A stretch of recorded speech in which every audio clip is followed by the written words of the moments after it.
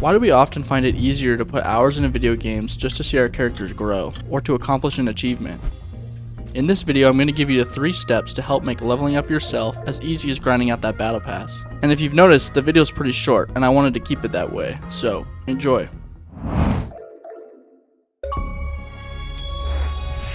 You know the rush of dopamine you get when you get an achievement or level up? You can get that in life too. The problem is, you haven't set achievements or goals for you to feel that way.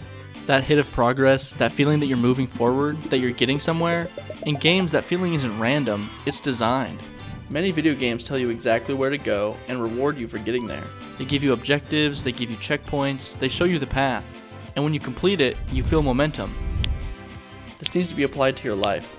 The key to this is to start small. It's good to have a larger goal, but you need smaller ones to help you see your progress and feel accomplished. And once you have that, it'll be easier to maintain momentum and keep going. Choose your character. Many games ask you to choose your build. Who are you going to be? Are you going to be strong, fast, magic focused, tank everything, or deal damage from a distance? In most games, you don't get to be everything. And if you've ever played Elden Ring, you know it can be a bad idea to try to level everything up, because your character will be fairly weak late game.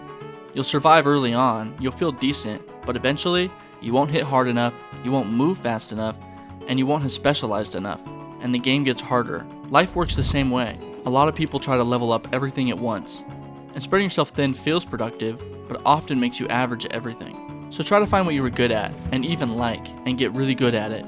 I don't want to discourage you from having multiple hobbies, because that's great, but sometimes a jack of all trades is the master of none, and we want you to be the master of at least one.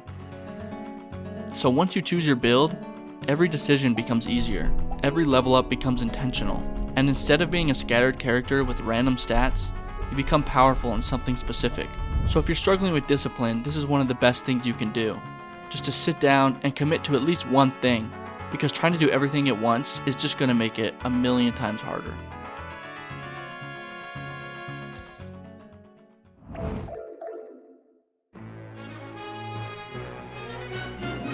In a game, when you lose, you respawn. You go back to the checkpoint, you try again, and you don't question your identity because of it.